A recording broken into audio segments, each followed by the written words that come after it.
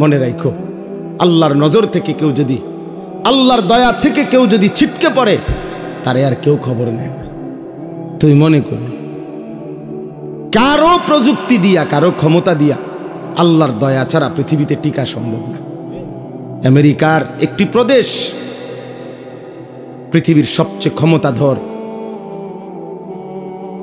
ক্ষমতাধর super power মনে করে নিজেদেরকে, সকল কিছু অত্যাধুনিক প্রযুক্তি, কিন্তু পৃথিবীর অসভ্যতার, নোংরামি, অশ্লীলতার, পৃথিবীর সমস্ত উলঙ্গ ছবি যেখানে তৈরি হয়, যেখানে সমস্ত বেশ্যাবৃত্তি, অসভ্যতার কেন্দ্রভূমি, সেই আমেরিকার ক্যালিফোর্নিয়ার লস অ্যাঞ্জেলাস, এই হলিউডের যেখানে, ওই অঞ্চলটা একটা স্টেট, একটা প্রদেশ বাংলাদেশের চাইতে বড়। একটা প্রদেশ মানে একটা জেলা না,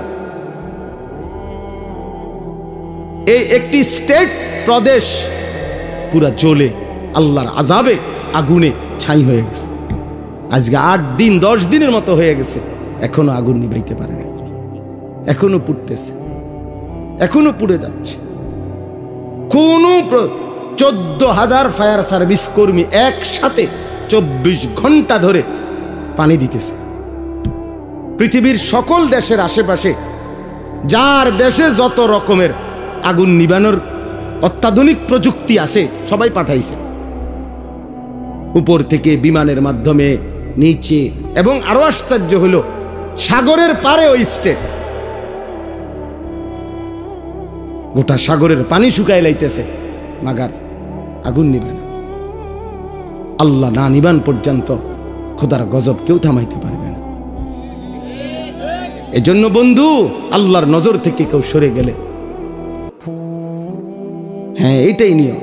16 বছর আমরা দেখছি প্রত্যেকটা অঞ্চলে অঞ্চলে, গলিতে গলিতে জালেমের দম্ভ।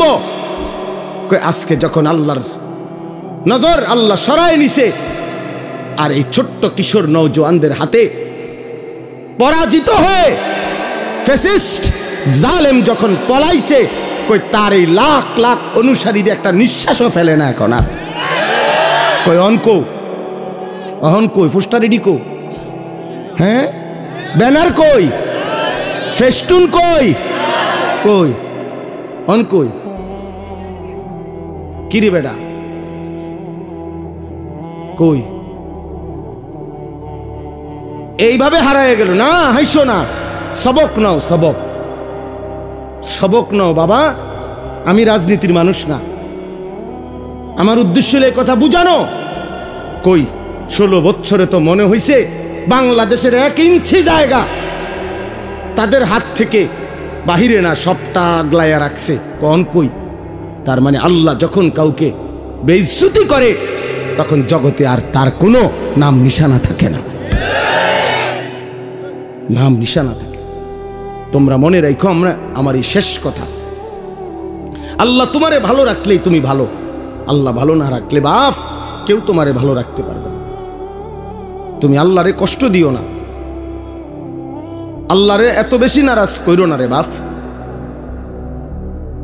আল্লাহকে লম্বা সময় ভুলতে নাই, কোরআন শরীফে আছে, এটা বারবার বলছে আল্লাহ বলছে, বান্দা আমারে বেশি সময় ভুলে যেও না।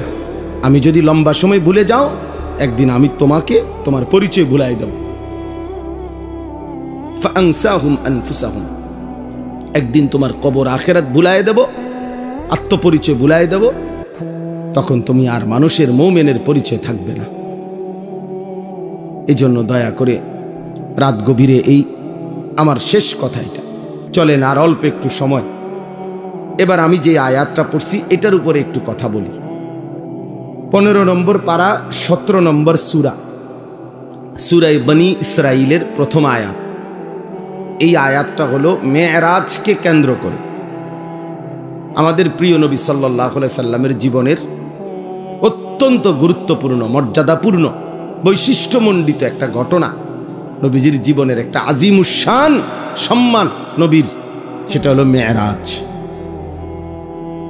মেরাজুর রাসূল, মেরাজুন নবী সাল্লাল্লাহু আলাইহি ওয়াসাল্লাম। রাসূলুল্লাহ সাল্লাল্লাহু আলাইহি ওয়াসাল্লামকে আল্লাহ তাআলা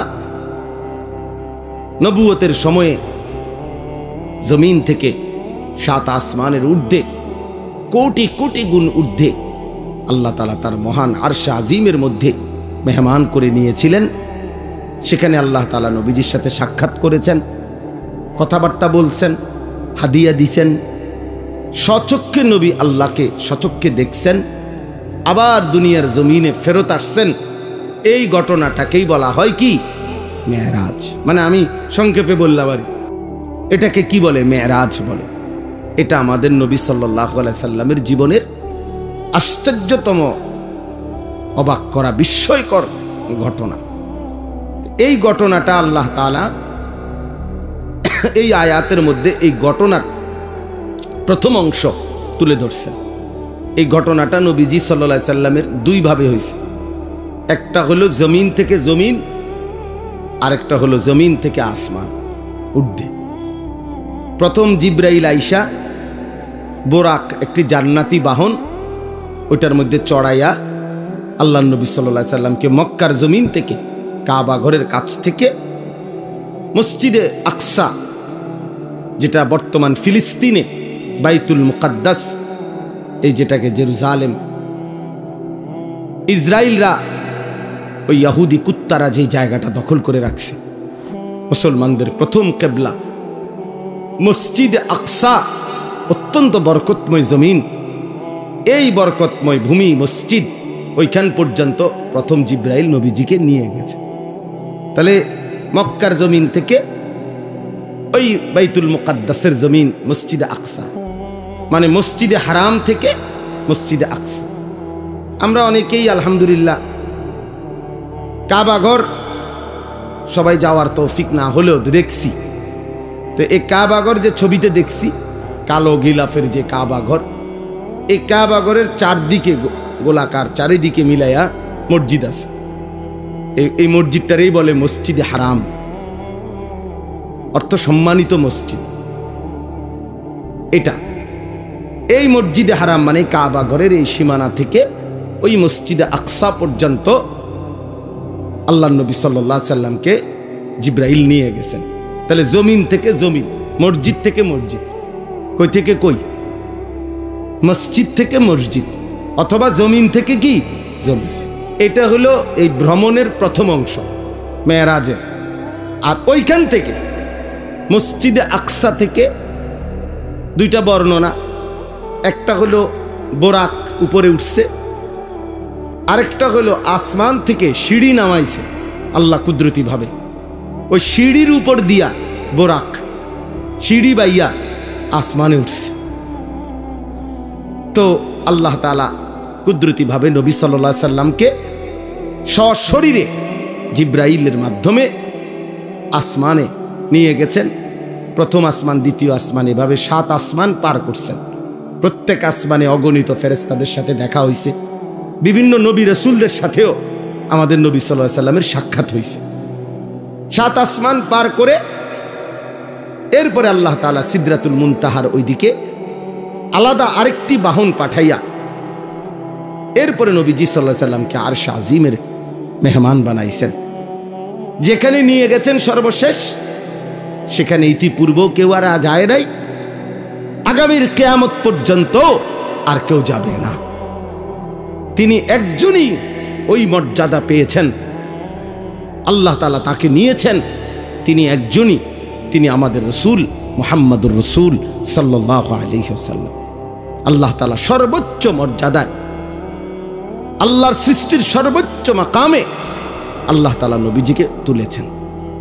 আরশে আজিমের উপরে নিয়ে আল্লাহ তাআলা নবী সাল্লাল্লাহু আলাইহি সাল্লামকে বুঝাইছেন যে বন্ধু, এবার শুধু আপনি সিরিয়ালটা বোঝেন, যে দেখেন এখন উপরে, আপনার উপরে আসি শুধু আমি আল্লাহ, এরপরে আপনি, এরপরে আমার গোটা সৃষ্টি আপনার কদমের নিচে, আরশে আজিমটাও আপনার কদমের নিচে।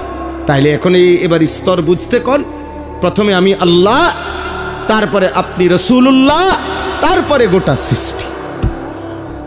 এই মর্যাদার হিসাব। সর্বোচ্চ প্রথম মর্যাদাবান মহান আল্লাহ, আল্লাহর পরে রাসূলুল্লাহ, এরপরে বাকিরা, এই জায়গায় নিয়ে গেছেন। কেন নিয়ে গেছেন? তো সেটা আমি বলতেছি।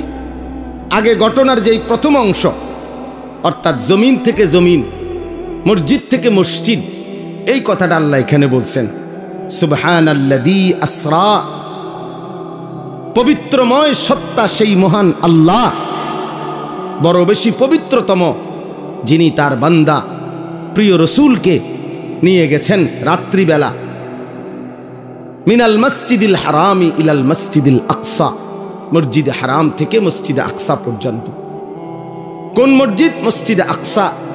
আল্লাহ বলেন আল্লাযী বারাকনা হাওলাহু, যেই মসজিদ, মসজিদে আকসা যার চতুর্দিকে আমি আল্লাহ রেখেছি অগণিত বরকত। লিনুরিয়াহু মিন আয়াতিনা, এক কথায় আল্লাহ উত্তর দিছে যে যদি বলো বান্দা আপনি আপনার রসুলকে কেন মেরাজ করাইলেন, কেন করাইলেন আপনি, তো আল্লাহ তাআলা নিজেই উত্তর দিছেন লিনুরিয়াহু মিন আয়াতিনা, আমি আল্লাহ তাআলার অসংখ্য অগণিত কুদরতের কোটি কোটি নিদর্শন জমিনে আসমানে আরশ পর্যন্ত আমার সমস্ত কুদরতের নিদর্শন বন্ধুকে সচক্ষে দেখাবার জন্য আমি নিয়ে গেছি। বন্ধুকে আমি অগণিত নিদর্শন দেখাইছি। আবার ওই মসজিদের কাছেও মসজিদে আকসা, সেখানেও আমার কুদরতের অগণিত নিদর্শন আছে। মানে পুরা সফরটাতেই আমি আল্লাহ তাআলা আমার রসুলকে অগণিত নিদর্শন দেখিয়েছি, এই জন্য নিয়ে গেছি। ইন্নাহু হুয়াস সামিউল বাসীর। ঘটনা শুনে এই দেখেন আল্লাহ তাআলা বলেন আমার রসুলের মেরাজের ঘটনা শুইনা তোমরা কে কি মন্তব্য করছো, কে কি গ্রহণ করছো, কে কদ্দুর গ্রহণ করেছ, কে বর্জন করেছ, কে টিটকারি করছো, আমি সবটা আমি আল্লাহ শুনেছি, শুনতেছি, এবং আমি আল্লাহ সচক্ষে দেখি। আমি সামি, আমি শুনি, আমি বসির, আমি দেখি। এত বড় বন্ধুকে পেয়ে, এত বড় বন্ধুর মর্যাদা শুনে তোমরা ইমানদাররাই বা কি করলা, নাফরমানরাই বা কি করলা, আমি এটা শুনতেছি, আমি এটা দেখতেছি। অতএব প্রিয় বন্ধু, এবার শুনেন, পুরা লম্বা কাহিনী বলা আমার পক্ষে সম্ভব না এত রাত। আপনাদের ইমাম সাহেবরা নিজ নিজ মসজিদের মধ্যে এটা বলে, মোটামুটি এটা নিয়ে আলোচনা হয়। আমি ঘটনা পুরা শুনাইতে চাচ্ছি না, আমি শুধু 2-3টা ছোট্ট ছোট্ট কথা মেরাজের ঘটনার থেকে বলতে চাই। 1 নম্বর কথা হলো রাসূলুল্লাহ সাল্লাল্লাহু আলাইহি সাল্লামকে আল্লাহ তাআলা এই মেরাজে কখন নিলেন? নবী সাল্লাল্লাহু আলাইহি সাল্লাম যখন আল্লাহর দ্বীন প্রচারের জন্য, দাওয়াতের জন্য মানুষের কাছে কালেমার দাওয়াত পৌঁছাইতে গিয়ে জুলুম, নির্যাতন, বেইজ্জতি, অপমান, এর চূড়ান্ত অপমানের শিকার হইছেন, জুলুমের শিকার হইছেন। এরপরে আল্লাহ তাআলা নবীকে তার সর্বোচ্চ মেহমান বানিয়ে মেরাজে নিয়ে গেছে। নবী সাল্লাল্লাহু আলাইহি সাল্লাম 10 বছর মক্কায় কালেমার দাওয়াত দিছেন। প্রতিদিন মক্কার কাফের কুরাইশরা দিবানিশি বিরোধিতা করছে, জুলুম করছে, নির্যাতন করছে, শারীরিক মানসিক সর্বদিকে নবীর শরীরেও আঘাত করছে, মানসিকভাবে গালি গালাস, মন্দ সন্দ বলতো। নবীজি সাল্লাল্লাহু আলাইহি সাল্লাম কষ্ট পাইতেন, কখনো বলতো পাগল, গণক, জাদুকর ইত্যাদি ইত্যাদি। আল্লাহর নবী সাল্লাল্লাহু আলাইহি সাল্লাম একদিনের জন্য কারো বিরোধিতায়, কারো জুলুমে, নির্যাতনে, শত্রুতায় আল্লাহর নবী তার কালেমার দাওয়াত বন্ধ করে নাই। 10 বছর পরে নবীজির বয়স হইছে 50, মানে 40 বছর বয়সে শুরু হয়েছে। তাহলে আরো 10 বছর যদি মানুষকে আল্লাহর দিকে ডাকে তো কয় বছর হইল? 50। আর নবুয়তের বছর কত? 10। নবুয়তের সময় পার হইল কত? দাওয়াতের টাইম গেল কয় বছর? 10 বছর।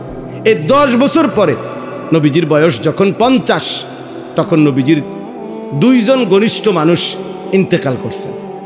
একজন চাচা আবু তালেব, আরেকজন নবীজির স্ত্রী আম্মাজান খাদিজা রাদিয়াল্লাহু তাআলা আনহা। খুব কাছাকাছি, 1 সপ্তাহের ব্যবধান, 5 থেকে 7 দিনের ব্যবধানে চাচাও মারা গেছেন, স্ত্রীও মারা গেছেন, ইন্তেকাল করছেন। নবী সাল্লাল্লাহু আলাইহি সাল্লামের উপরে মক্কার কাফেররা এই ঘটনার পরে ওনাদের দুইজনের ইন্তেকালের পরে এবার জুলুমের মাত্রা আরো বাড়ায় দিছে। আমি খুব দ্রুত বলতেছি সংক্ষেপে। নবী সাল্লাল্লাহু আলাইহি সাল্লাম তখন এই মক্কা ছেড়ে মক্কা থেকে পার্শ্ববর্তী তায়েফ, এই 10তম বছরের পরে 11তম বছরে নবীজি তায়েফ গেছে। তায়েফে কালেমার দাওয়াত দিছেন দীর্ঘ 1.5 মাস পর্যন্ত, কিন্তু একটি লোক তায়েফের কালেমা গ্রহণ করে না, নবীজির কথাটাকে গ্রহণ করে না, বরঞ্চ সবাই দূর দূর করে তাড়ায় দিছে।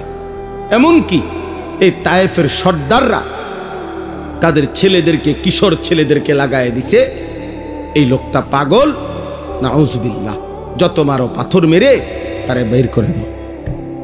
আল্লাহ নবী সাল্লাল্লাহু আলাইহি সাল্লামকে তায়েফের বাচ্চারা অজরে পাথর মারছে, সারা দেহ নবী সাল্লাল্লাহু আলাইহি সাল্লামের রক্ত ঝরছে। নবীজির সাথে যেই সাহাবী ছিলেন, নবীজির পালক পুত্র যায়েদ ইবনে হারেসা, তিনি বলেন, আল্লাহর কসম, সেদিন তায়েফের রক্তে নবীজির পায়ের জুতা পা মোবারকের সাথে এইভাবে লাইগা গেছে, আমি যায়েদ কোনোভাবেই জুতা মোবারক খুলতে পারতেছিলাম, এত রক্ত ঝরছে নবীজি। রাত্রিবেলা নবী সাল্লাল্লাহু আলাইহি সাল্লাম একটা আঙ্গুরের বাগানে তায়েফ থেকে ফিরে এই রক্ত মাখা শরীর নিয়ে আশ্রয় নিছে। রাত গভীরে আল্লাহর নবী, আমরা কিতাবে পড়ছি, নবী সাল্লাল্লাহু আলাইহি সাল্লাম বড় খুব কাঁদছেন রাত্রে, ওই রাত্রে ভীষণ কাঁদছেন নবীজি, আল্লাহর কাছে কাইন্দা দোয়া করছে। মাওলা, লম্বা একটা দোয়া আছে হাদিসে, আমরা পড়ছি এটা। এই দোয়ার মধ্যে নবী অনেকগুলো আবেগে বলছে আল্লাহর কাছে, আল্লাহ, আপনি আমারে কেমন উম্মত দিলেন, আমি তাদেরকে আপনার দিকে ডাকলাম, তারা বিনিময়ে আমাকে এভাবে পাথর মারল। আপনি আমারে কেমন শত্রুর কাছে দিলেন, আপনি আমারে কেমন অপরিচিত মানুষের কাছে দিলেন, যারা তাদের নবীকে এক বিন্দু কদর করল না, এভাবে পাথর মারল। এভাবে অনেক মনের আবেগে আল্লাহর কাছে অনেক কথা বলে, দেখেন একটা কথা ওই হাদিসে আছে, ওই দোয়ার মধ্যে নবী একটা কথা বলছে, তবে আল্লাহ, মনের কষ্ট যাই তা বললাম, তবে আমার একটাই কথা, যদি আপনি আসমানওয়ালা মালিক আমার, আপনি যদি ইনলাম তাকুন আলাইয়া গাদাবুন ফালা উবালি, এই মাওলা, যদি আপনি আমার উপরে নারাজ না হন, আপনি যদি বলেন আপনি আমার উপরে অসন্তুষ্ট হন নাই, আপনি খুশি আছেন, তো আল্লাহ কসম, ফালা উবালি, আমি কোনো পরোয়া করি না, আমার কোনো চিন্তা করি না, আপনি রাজি থাকলেই আমার চলবে। এই কথাটা নবী বলছে যে মাওলা, আপনি নারাজ হইয়েন না, আপনি আমার উপরে রাজি থাকেন, আমি বলবো, আমি দাওয়াত দিবই, আমি বলেই যাব। তো আল্লাহর নবী সাল্লাল্লাহু আলাইহি ওয়াসাল্লাম মক্কায় ফিরে আসছে।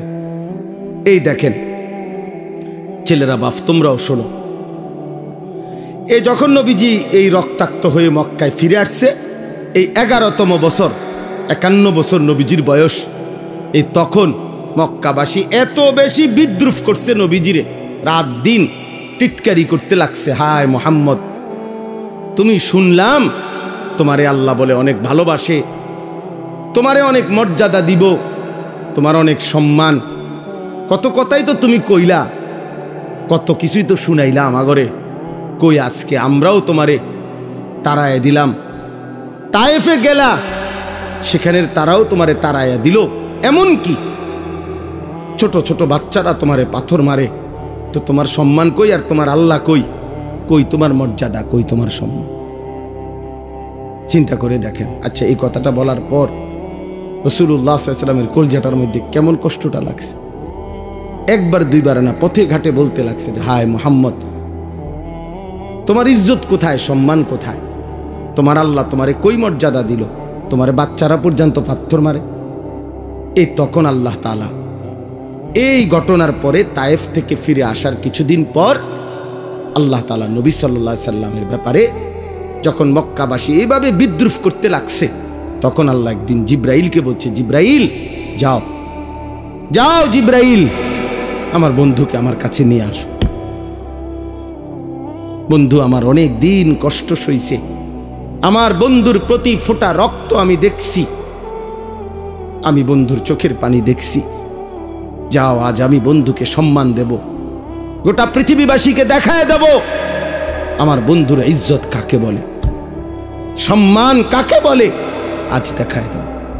এই জিব্রাইলকে পাঠাইয়া জমিন থেকে 7 আসমানের ঊর্ধ্বে আল্লাহর আরশে নিয়ে গেছে, নিয়ে বলছে পৃথিবীবাসী এবার দেখো প্রিয়জনের সম্মান কি। আমার জন্য যে কোরবানি করে, আমার জন্য যে ত্যাগ স্বীকার করে, আমার জন্য যে মানুষের মন্দ কথা শুনে, আমার জন্য যে জুলুমের শিকার হয়, আমি তাকে কোথায় নিয়ে আসছি দেখো। এই তখন আল্লাহ তাআলা নবী সাল্লাল্লাহু আলাইহি সাল্লামকে সর্বোচ্চ সম্মান দিয়েছেন, কারণ এর চাইতে ঊর্ধ্বে কোনো মাখলুক, আল্লাহর কোনো সৃষ্টি উঠতে পারে না, পারেও নাই, পারবেও না, পারবেও। তাহলে আমরা এই কথার দ্বারা কি বুঝলাম? আমি সবাইকে এতটুকু বলতে চাই, বাবারাও, মেরাজের এই ঘটনার থেকে, আল্লাহর নবী সাল্লাল্লাহু আলাইহি সাল্লামের জীবনের এই প্রেক্ষাপট থেকে আমরা এটা বুঝলাম যে আল্লাহর জন্য, দ্বীনের জন্য, মানুষকে আল্লাহর দিকে ফিরাবার জন্য, এমনকি নিজের স্ত্রী, সন্তান, পরিবারকেও আখিরাত, নামাজ, আল্লাহর দিকে ফিরাইবার জন্য জীবনের যত লজ্জাই পাইতে হয়, যত কষ্টই করতে হয়, খোদার কসম একজন মুমিন যদি সেটা করে, আল্লাহর কসম সে লজ্জিত হবে না। একদিন হাসরের ময়দানে আল্লাহ তাআলা তাকে বাদশাহী দান করবে। আজকে আপনারা অনেক বাবারা আছেন, আপনারা 2 বার 10 বার বলে আপনাদের ছেলেদেরকে ছেড়ে দিছেন, আপনাদের মেয়েদেরকে নিজের হাতে ছেড়ে দিছেন, স্ত্রীদেরকে নিজের হাতে ছেড়ে দিছেন। আহা, মুসলমানের বাপ বাইচা আছে, 16 বছরের ছেলেটা 1 ওয়াক্ত নামাজ পড়ে না, অথচ তার বাপ জীবিত, তার মা জীবিত। আহ, এই বাবার গায়ে সহে কেমনে? এই বাবা ভাত খায় কেমনে? কোনদিন ফজরের নামাজ ছেলেটা পড়ে না, কোনদিন পড়ে না। 365 দিনের 1 বছরে আহারে মা কেমনে ঘুমায়, বাবা কেমনে ঘুমায়, কেমনে রাত এদের ভোর হয়, কেমনে ভোর হয়। কোন বাবা যদি সন্তানের প্রতি এতটুকু মায়া থাকতো যে আমার ছেলেটা তো আগুনে জ্বলবে, জাহান্নামের আগুনে, আমি কেন তাকে ফেরাবো না? আমার জীবনের আর কি অর্থ আছে? আরে আমি কার জন্য খাট বানাই, কার জন্য ঘর করি, কার জন্য বাজার করি? এই দুশ্মনের জন্য বাজার করে লাভ কি? এই দুশ্মন তো আল্লাহর দুশ্মন, রাসূলের দুশ্মন, ইসলামের দুশ্মন, মানবতার দুশ্মন। এটা বেনামাজি আল্লাহর দুশ্মন, বেনামাজি রাসূলের দুশ্মন, বেনামাজি কোরআনের দুশ্মন, বেনামাজি ইসলামের দুশ্মন। তো জমিনের সবচেয়ে নিকৃষ্ট যেই কপালে সেজদা নাই, হয়তো মানুষের কোনো কাতারে পড়ে না, কোনোভাবেই ওই মানুষও না, জানোয়ারও না। জানেন, বেনামাজি মানুষও না, জানোয়ারও না, এতে মানুষও না, ছাগলও না, গরুও না, কুকুরও না, বিড়ালও না। বলতে হেতে কিতা, হেতে হেতে কইতে পারবো, হেতে কিতা, আমি কিতে কম, আমি কোনটার লগে মিলাই পারি না, এটা আমার ব্যর্থতা, আমি পারি না। কেন বললাম? মানুষ তো বলে তাকে যাকে আল্লাহ তাআলা ইবাদতের জন্য বানাইছে। কি আল্লাহ বলে নাই এ কথা? তাইলে যার দ্বারা ইবাদত হচ্ছে না সে তো মানুষ না। আবার জানোয়ার বলবেন কেমনে? তারে আমনে যদি কুকুরও কন, কুত্তাও তো প্রতিবাদ করবে আল্লাহর কাছে যে আল্লাহ আমনে আমারে তো সেজদা দিতে কন নাই। আল্লাহ কি কুকুরকে সেজদা দিতে বলছে? তো আল্লাহকে সে বলবে, কুত্তা বলবে আল্লাহ আরে কুত্তার মতো কইলো কেন, আমারে আমার লগে তুলনা দিল কেন? বেনামাজি রে, আমারে তো আমনে সেজদা দিতে বলেন নাই, ওরে বলছেন তো আমার লগে মিলল কই? ওরে বলার পরে সে দেয় না, আমারে তো বলেন নাই, আমি সেজদা দিব কেন? আর আমার না দেওয়াটা দোষ না, আমারে তো আমনে আদেশ করেন নাই। কিন্তু এই জানোয়াররে তো সেজদা দিতে বলছিলেন আল্লাহ, এই জানোয়ার দেয় না কেন? এই জন্য মনে রাখো বাপ, বাত আর বেডি সাউন্ড আর মোবাইল দেখো আর বন্ধুদের আড্ডা মারো, আহা শয়তান তোমাগরে কাম ধরায় দিছে, শুধু চুল ফিরাইবা, মাসে মাসে চুলের ডিজাইন বদলাবা, প্যান্টের ডিজাইন বদলাবা। এই শরীর, এই স্বাস্থ্য, যৌবন, পাউডার এবং একটু সাজগোজ, ডিজাইন, ফ্যাশন, এতটুকুর পিছনে এমন সুন্দর সময় হায়াত শেষ করে দিলাম। কিসের পিছনে শেষ করলা বাবা? কিসের পিছনে? প্রিয় ভাই বলো। কেউ কারো দিকে বলো না, তুমি হাতেরে কইও না। একজন আরেকজনরে বললা পারতা না। হাসি দিয়ে আমার কথা উড়াই দিও না, হাসি দিয়া উড়াই দিও না বাপ। একদিন দেখবা, একদিন মনে রাখো এমন হবে তোমারে কেউ ডাকবে না, কেউ ডাকবে না। আজ তো কেউ বলে কম বেশ, আজ তো কিছু ওয়াজ মাহফিল হয় পৃথিবীর অগণিত দেশে, পৃথিবীর অধিকাংশ দেশেই এমন বাংলাদেশের এই সুন্দর ওয়াজ মাহফিলের এই নিজাম পৃথিবীর বহু দেশে, কোনো দেশে, অধিকাংশ দেশেই নাই। আমাদের তো তক বলার একটা কি আছে, নিজাম, সিস্টেম আছে, চলমান একটা রেওয়াজ আছে যে আমাদের দেশে এরকম সারাদিন গায়ে খাইটা মেহনত কইরাও মানুষ আবার মাগরিবের পরে রাত 12টা-1টা পর্যন্ত ওয়াজ শুনে। এর দুটো আছে এখনো। একদিন দেখবেন এটাও নাই, একদিন এটাও নাই। দুশ্মন প্রতিদিন ষড়যন্ত্র করছে কিভাবে মুসলমানের প্রজন্মকে, আলেম, ওলামা, ইসলাম, একটা এরকম অনেক ছেলে আছে জীবনে কোনোদিন কোরআন শরীফটা হাতেও ধরে নেয়, সে কইতেও পারতো না কোনোদিন এই কোরআন একটা পৃষ্ঠার মধ্যে। কিন্তু সেই ছেলেটা দেখেন কত ঘন্টা দেখেন গিয়ে মোবাইল চালাইছে। 60 বছর বয়স, 40 বছর বয়স, জীবনে কোনোদিন একটা কোরআনের পৃষ্ঠা, একটা লাইন সাইয়া সাইয়াও শুদ্ধ পড়তে পারে না। আহারে দুর্ভাগ্য রে। আমার খুব আশ্চর্য মনে হয়, কাঁদি যে হায় রে মুসলমান, এত বোকা কেমনে হইলা রে বাপ, কেমনে হইলা? মুসলমানের ঘরে জন্ম নিয়ে কোনোদিন আল্লাহর কোরআন পড়তেও মন চাইল না, ছুঁয়ে দেখতেও মন চাইল না। এটা কি তাবিজের কিতাব? কথা বলেন না। কোরআন শরীফ তাবিজের কিতাব। তাবিজ তো হয় দোহানের মধ্যে, হুজুরদের কাছে আইয়ে তাবিজ, হুজুর একটা তাবিজ লিখে দেন দোকানে ঝুলাইলে যাতে বিপদ আপদ থেকে বাঁচে, বেচা কিনা ভালো হয়। তাবিজ দিত কাস্টমার, বেচার মানে কামাইরও হাবড়া, আমি তাবিজ দিমু হাবড়া দোয়ানে বেচা কিনা ভালো হইবে। এরপরে এই কামাই রোজগারি দিয়ে হাবড়ার বেড়ি বাজারে বাজারে ঘুরবে, হাবড়ার ফুতে মোবাইলে টাকা ঢুকাইয়া উলঙ্গ ছবি দেখবে, আর ওনার ঘরে রঙিন টেলিভিশনে নর্তকী নাচবে, আর আমি তাবিজ দিতাম।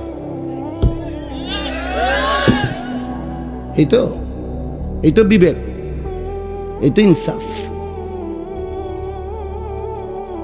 আল্লাহ আমাদেরকে বুঝ দান করেন। আমার কথা শেষ, আমার মূল বক্তব্য। অনেক উদাহরণ মেরাজের ঘটনা থেকে অনেক কিছু বোঝানো যায়। এই একটা জিনিস বুঝাইলাম যে তোমরা ছেলেরাও বাবা, প্রিয় ভাই, আবারও বলছি, তোমরা আল্লাহর জন্য, নামাজের জন্য ফিরে আসো। এমন জীবন নষ্ট করো না। আমি বললাম কেউ খবর নিবে না, কেউ খবর নিবে না। একটা জিনিস বুঝার জন্য বলি বাপ, মনে রাখো, আল্লাহর নজর থেকে কেউ যদি, আল্লাহর দয়া থেকে কেউ যদি ছিটকে পড়ে, তারে আর কেউ খবর নেয় না। তুই মনে করো, কারো প্রযুক্তি দিয়া, কারো ক্ষমতা দিয়া আল্লাহর দয়া ছাড়া পৃথিবীতে টিকা সম্ভব না। আমেরিকার একটি প্রদেশ পৃথিবীর সবচেয়ে ক্ষমতাধর, পৃথিবীর ক্ষমতাধর সুপার পাওয়ার মনে করে নিজেদেরকে, সকল কিছু অত্যাধুনিক প্রযুক্তি, কিন্তু পৃথিবীর অসভ্যতার, নোংরামি, অশ্লীলতার, পৃথিবীর সমস্ত উলঙ্গ ছবি যেখানে তৈরি হয়, যেখানে সমস্ত বেশ্যাবৃত্তি, অসভ্যতার কেন্দ্রভূমি, সেই আমেরিকার ক্যালিফোর্নিয়ার লস অ্যাঞ্জেলাস, এই হলিউডের যেখানে, ওই অঞ্চলটা একটা স্টেট, একটা প্রদেশ বাংলাদেশের চাইতে বড়। একটা প্রদেশ মানে একটা জেলা না, এই একটি স্টেট, প্রদেশ পুরা জ্বলে আল্লাহর আযাবে, আগুনে ছাই হয়ে গেছে। আজকে 8 দিন 10 দিনের মতো হয়ে গেছে, এখনো আগুন নিভাইতে পারেনি। এখনো পুড়তেছে, এখনো পুড়ে যাচ্ছে। কোন 14,000 ফায়ার সার্ভিস কর্মী একসাথে 24 ঘন্টা ধরে পানি দিতেছে। পৃথিবীর সকল দেশের আশেপাশে যার দেশে যত রকমের আগুন নিবানোর অত্যাধুনিক প্রযুক্তি আছে সবাই পাঠাইছে, উপর থেকে বিমানের মাধ্যমে, নিচে, এবং আরো আশ্চর্য হলো সাগরের পারে ওই স্টেট, গোটা সাগরের পানি শুকায় লাইতেছে, মাগার আগুন নিবে না। আল্লাহ না নিবান পর্যন্ত খোদার গজব কেউ থামাইতে পারবে না। এজন্য বন্ধু, আল্লাহর নজর থেকে কেউ সরে গেলে, হ্যাঁ এটাই নিয়ম। 16 বছর আমরা দেখছি প্রত্যেকটা অঞ্চলে অঞ্চলে, গলিতে গলিতে জালেমের দম্ভ। আজকে যখন আল্লাহর নজর আল্লাহ সরায় নিছে, আর এই ছোট্ট কিশোর নওজোয়ানদের হাতে পরাজিত হয়ে ফ্যাসিস্ট জালেম যখন পলাইছে, কই তার এই লাখ লাখ অনুসারীদের একটা নিঃশ্বাসও ফেলে না এখন আর। কই অহন কই পোস্টার রেডি কো, হ্যাঁ ব্যানার কই, ফেস্টুন কই, কই অন কই, কিরে বেটা কই? এইভাবে হারায় গেল না। হাইসো না, সবক নাও, সবক নাও বাবা। আমি রাজনীতির মানুষ না, আমার উদ্দেশ্য হলো এই কথা বুঝানো। কই 16 বছরে তো মনে হইছে বাংলাদেশের 1 ইঞ্চি জায়গা তাদের হাত থেকে বাহিরে না, সবটা আগলাইয়া রাখছে। কোন কই? তার মানে আল্লাহ যখন কাউকে বেইজ্জতি করে তখন জগতে আর তার কোনো নাম নিশানা থাকে না, নাম নিশানা থাকে। তোমরা মনে রাখো, আমার এই শেষ কথা, আল্লাহ তোমারে ভালো রাখলেই তুমি ভালো, আল্লাহ ভালো না রাখলে বাপ কেউ তোমারে ভালো রাখতে পারবে না। তুমি আল্লাহরে কষ্ট দিও না, আল্লাহরে এত বেশি নারাজ কইরো না রে বাপ। আল্লাহকে লম্বা সময় ভুলতে নাই, কোরআন শরীফে আছে, এটা বারবার বলছে আল্লাহ। আল্লাহ বলছে বান্দা আমারে বেশি সময় ভুলে যেও না, আমি যদি লম্বা সময় ভুলে যাও একদিন আমি তোমাকে তোমার পরিচয় ভুলাই দেব। ফাআনসাহুম আনফুসাহুম, একদিন তোমার কবর আখিরাত ভুলাই দেব, আত্মপরিচয় ভুলাই দেব, তখন তুমি আর মানুষের মুমিনের পরিচয় থাকবে না। এই জন্য দয়া করে রাত গভীরে এই আমার শেষ কথা, এটা মেরাজ, আমাদের নবী সাল্লাল্লাহু আলাইহি সাল্লাম আল্লাহর দরবারে গিয়ে যখন এত ইজ্জত এত সম্মান দিছেন নবীকে, তো নবীজি আল্লাহর কাছাকাছি গিয়ে একটা কথা বলছেন, মাওলা আমার উম্মতের জন্য কোনো হাদিয়া দিবেন না? আমাকে তো আপনি সম্মান দিলেন, আমি খুশি হইলাম, আমার চোখের পানি আপনি মুছে দিলেন, আমার রক্তের চিহ্ন মুছে গেল, আমার কলিজার দুঃখ সব দূর হয়ে গেল, আমি আপনাকে দেখলাম, আমারে আপনার কাছে আনলেন, আমার উম্মতের জন্য কিছু দিবেন না? আমি যে আবার দুনিয়ার জমিনে ফিরে যাব, আমার উম্মতকে কি দেব? তো আল্লাহ তাআলা বলেন, বন্ধু গত 10টি বছর 11 বছর আমি আপনার উপরে কত বিধান, কত আয়াত জিব্রাইলের মাধ্যমে নাজিল করেছি, কিন্তু আমি এই 11টি বছর একটা আমল আমি শুধু রেখে দিছিলাম আমার কাছে, জিব্রাইল রে দিয়া পাঠাই নাই। আমি আল্লাহর আশা ছিল, আমার ইচ্ছা ছিল আপনি বন্ধুকে কাছে আইনা ওই আমলটি আমি আপনার হাতে তুলে দেব, আমি সরাসরি আমার কুদরতি হাতে আপনার হাতে তুলে দেব। এই জন্য বন্ধু আপনারে আগলায় রাখস। ওই দেখেন এই কয়েকজন ছেলে, দেখেন এই বাবা তোমরা চলে যাও বাপ, এই যে তোমরা এই কয়েকজন শুয়ে লাইছো যে ছেলে, বাবা তুমি চলে যাও বাবা, এই অসভ্যতার চাইতে চলে গেলে তো ভালো দোস্ত। তোমার মতো 2 জন ফালতু লোক না বসলেও তো চলতো বাপ। যাও তোমরা উঠে যাও ভাইয়া, এই যে গেঞ্জিওয়ালা ছেলে তুমিও চলে যাও বাবা, তোমারই বলছি, পিছে চাও কা, যাও গা আব্বা, কি দরকার কষ্ট করতেছো শুধু শুধু এখানে? কি ভাবছো নিজেরে? হ্যাঁ কি ভাবছো? মাতবর, হ্যাঁ হ্যাঁ, মাতবর মনে করে নিজের, না কেউ কিছু বলেন না, নাই মায়ও কিছু বলে না, বাবাও কিছু বলে না, গ্রামের সমাজের দেশের কেউ কিছু বলে না, সবাই ভয়ে কাঁপে। ছেলেপেলেরা স্বাধীনভাবে যা মন চায় তাই।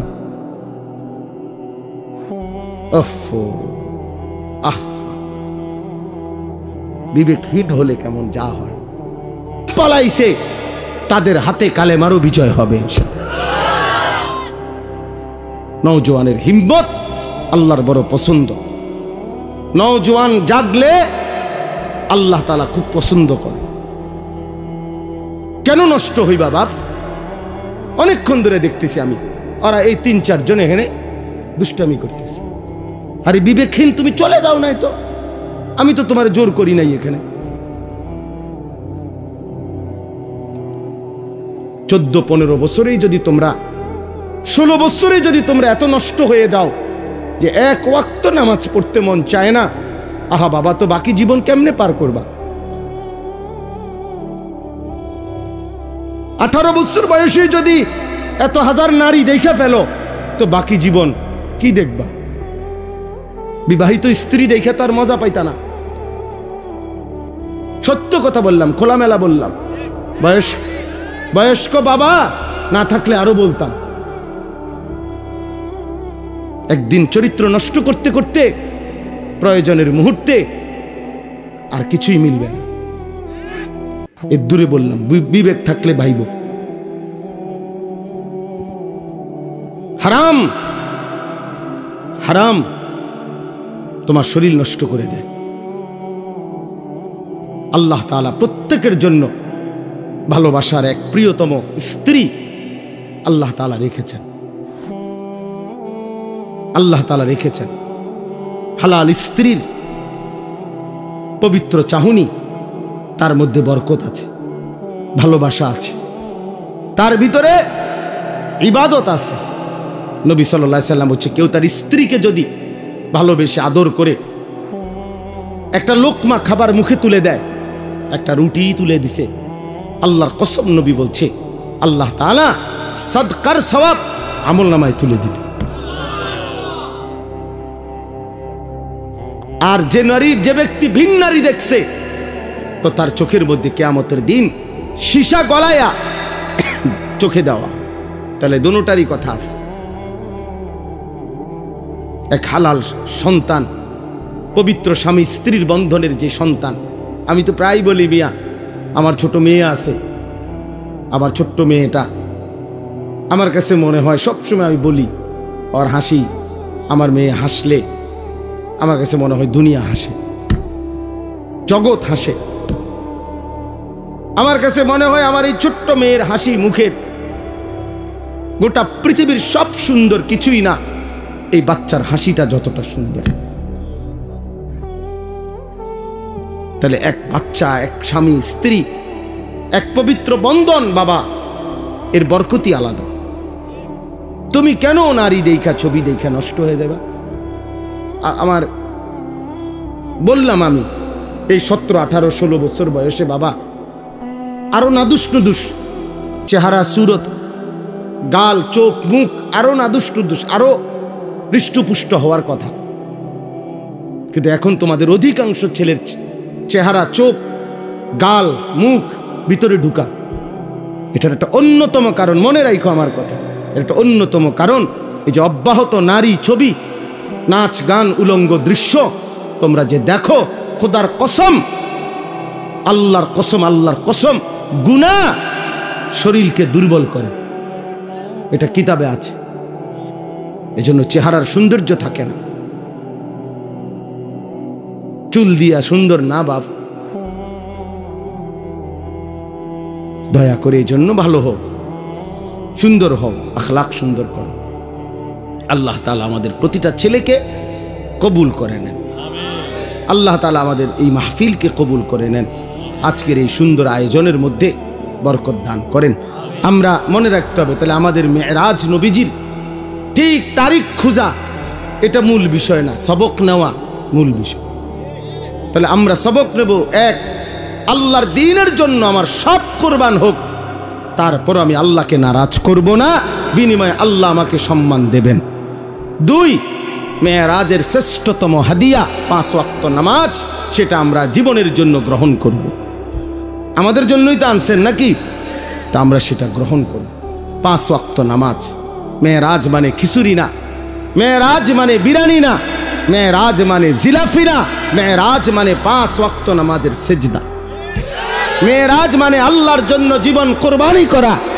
মেরাজ মানে জীবনে আল্লাহর জন্য, দ্বীনের জন্য সমস্ত কষ্ট, জুলুম, নির্যাতন, লাঞ্ছনা, বঞ্চনা হজম করে আল্লাহকে রাজি করার চেষ্টা করা, এটা মেরাজ। মেরাজ মানে বিরিয়ানি। হ্যাঁ, হুজুর 12 ডেক করছে, 12 ডেক বিরিয়ানি। বাহ বাবা, কতক্ষণ গান গাইবো, গজল গাইবো, ডোলে লড়ে, বাহ। হ্যাঁ, খালাস খালাস। এরপরে বিরিয়ানি খাইয়া মাশাআল্লাহ মেরাজ পালন করছে। মেরাজ বলে পালন করছে, মেরাজ আবার পালন করে কেমনে? মেরাজ আবার পালন হয় কেমনে? আবার এটা মেরাজ তো সবক নেওয়া, যে নবী আমার কেন মেরাজে গেলেন, নবী আমার মেরাজ থেকে কি আনলেন। মেরাজ যদি পালন করতেই হয় তো প্রত্যেক দিনই তো পালন করা যায়, প্রতি ওয়াক্ত নামাজই তো মেরাজ। তাইলে তো 5 ওয়াক্ত নামাজ প্রতিদিনই তো মেরাজ, প্রতিটা সেজদার মধ্যেই তো মেরাজ। তো আপনি আলগা টোহান কিন্তু আমার ওই যে অনেকে আছে, আপনি দেখবেন সবে বরাত 3-4 দিন আগে জিঙ্গা, হুজুর নামাজটা কোন দিন, নামাজ কোন দিন, ডাকাইতে জিঙ্গায় নামাজ কোন দিন, মানে কি নামাজ বুঝছেন না? সবে বরাতারই, সবে বরাতে যে নামাজটা পড়বো এবারে হিটা কোন দিন, ওটা নামাজ টোহায়, নামাজ টোয়াইয়া পায় না, নামাজ আড়াইয়া গেছে দেবীর দাঁড়িয়ে, নামাজ গেছে গে হেদিকে কসবার হেদিকে, ওটা নামাজ টোয়ায়। নামাজ কোন দিন? নামাজ তো প্রতিদিন, নামাজ কোন দিন? তো তুমি কি নামাজ টোয়াও, কি নামাজ টোয়াও আবার? এই জন্য দয়া করে আমি বললাম, কোন একটি দিবস উদযাপন করা, কোন একটি দিন উদযাপন করা, এটা মূল মাকসাদ না, বরং সবক নেওয়া মূল মাকসাদ। ঠিক আছে ইনশাআল্লাহ? নওজোয়ান রাগ হইও না, যখন যারে জেদ্দুর ধমক দিছি তোমার ভালোর জন্য বলছি, তুমি ভালো হইলে আমারও লাভ, তোমারও লাভ। তুমি সেজদা দিলে আমারও সওয়াব, তোমারও সওয়াব। তোমরা আগাইলে ইনশাআল্লাহ ইসলাম আগাবে, আগামী দিনে ইসলামের পতাকা উড়বে ইনশাআল্লাহ। সারা পৃথিবী আমরা আশাবাদী খুব, যে ইনশাআল্লাহ আগামী সময়টা আমাদের ইসলামের। হ্যাঁ, এটা একটা সিরিয়ালে আছি আমরা, মানে এটা একটা নিয়ম আছে। কোরআন শরীফে একটা আয়াত আছে, আল্লাহ বলছে আমি মানুষের অবস্থা বদলাই, পরিবর্তন করি। ওয়াতিলকাল আইয়ামু নুদাবিলুহা বাইনান নাস।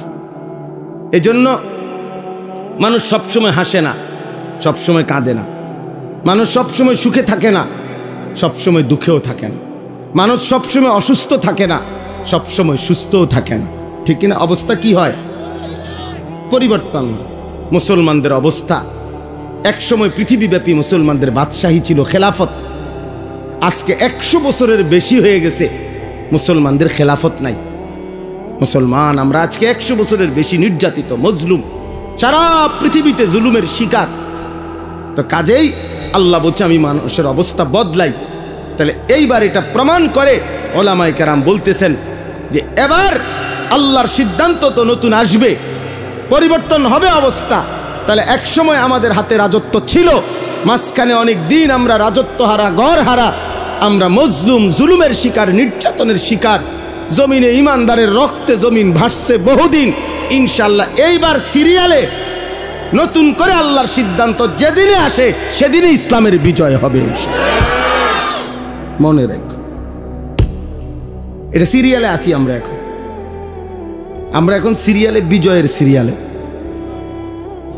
আলহামদুলিল্লাহ আমরা এখন বিজয়ের সিরিয়ালে আছি। এই জন্য সিরিয়ায় ইমানদারের বিজয় হয়েছে, আফগানিস্তানে ইমানদারের বিজয় হয়েছে না? আরো হবে ইনশাআল্লাহ। আরো ফিলিস্তিনে একদিন ঘুম থেকে জায়গা তোমরা শুনবা ইসরায়েলের কুত্তারা নাই, ইসরায়েলের কুত্তারা নাই। শুইনো, ফিলিস্তিনের বিজয় হবেই একদিন ইনশাআল্লাহ। সারা পৃথিবীতে ইমানের বিজয় হবে। সেদিন তুমি আফসুস করবা, হায় চরিত্র কেন নষ্ট করলো, আখলাক কেন নষ্ট করলো। আল্লাহ আমাদের সকলকে ইমান আমলের দৌলত দান করেন।